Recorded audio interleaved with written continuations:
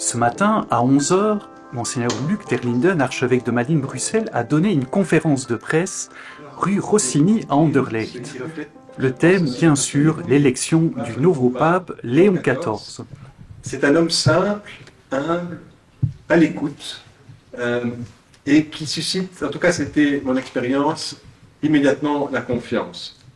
Dans ses propos, Monseigneur Luc Terlinden a insisté sur le premier discours prononcé hier soir par le nouveau pape Léon XIV.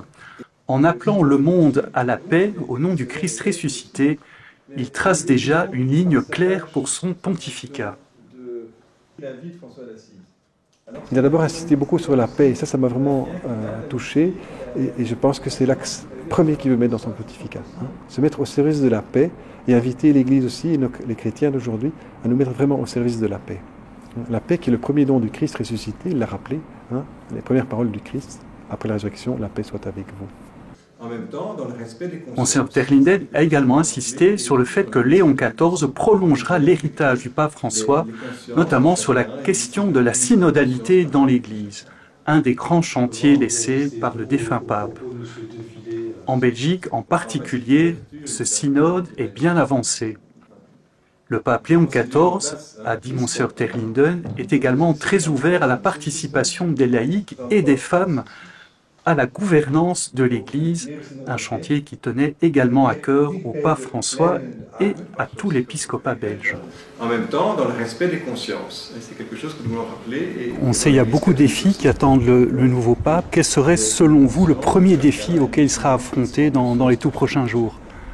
C'est un peu de gérer l'héritage du pape François, et notamment ce grand processus de synodalité qui a été mis en place, où il a dit lui-même, nous sommes un peuple en marche, nous sommes ensemble en marche, mais avec une destination bien claire, c'est-à-dire nous sommes en marche vers le Père.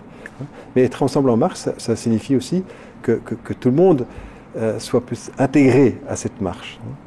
Et on sait que le processus synodal veut aussi qu'on puisse partager bien davantage les responsabilités dans l'Église, l'ouvrir à tous les baptisés, hommes et femmes, dans le respect des ministères et des spécificités de chacun, mais en même temps de grandir dans ce partage de la responsabilité qu'on porte tous de la mission de l'Église.